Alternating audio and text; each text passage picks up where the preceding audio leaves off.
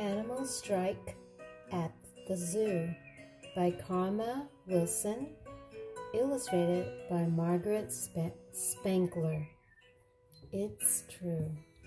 The word strike means refusing to do something, and they're wanting the zookeeper and the people to know that they're not happy with something, so they have a strike.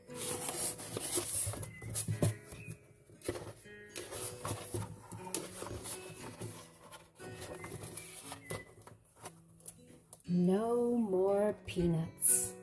That's it. Quit. We're through. Maybe they're going to leave the zoo? Let's find out. There's an animal strike at the zoo. It's true. The headlines are telling it all. The animals quit. That's it. We're through. Say all critters from biggest to small. The word critters, there's another word, animals. So all the animals, from the biggest animals to the smallest animal, they are calling it quit. We paid only peanuts, the elephant shouts. And goodness, we're bigger than that. So now they won't trumpet or lumber about. They sit in the shade looking fat. So when someone say, we're paid only peanuts, it's a phrase. It means you get paid very, very little for your work, for your service. The monkeys won't monkey around anymore. You won't see us climbing again. They wallow like big monkey lumps on the floor. We want a nice pool in our pen. So they're on strike. The monkeys, they're saying, we're not going to be swinging around. We're not going to be climbing again. And they are demanding to have a nice swimming pool.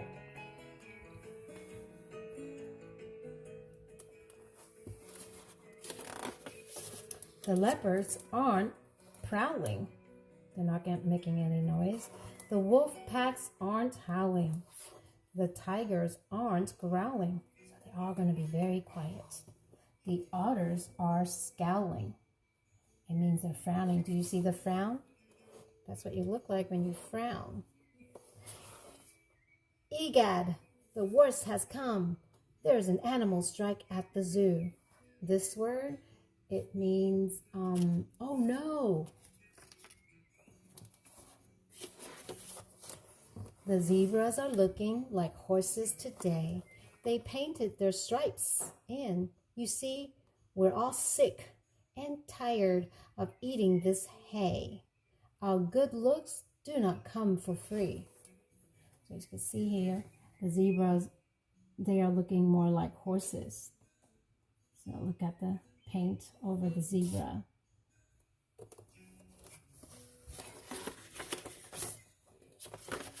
Those silly giraffes are not any better.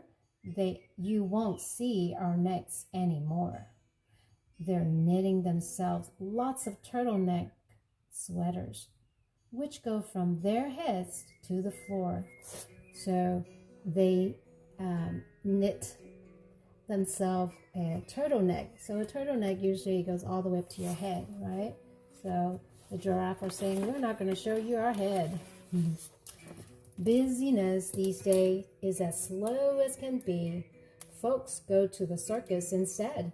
Nobody wants to pay money to see the animals lying in bed.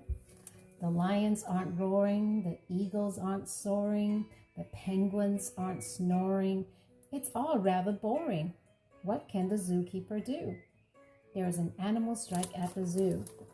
So if you go to the zoo, you will not hear the lions roaring or making any sound. The eagles, they're not soaring. It means they're not going to fly. The penguins are snoring. Okay, the penguins are all sleeping. So you can see here.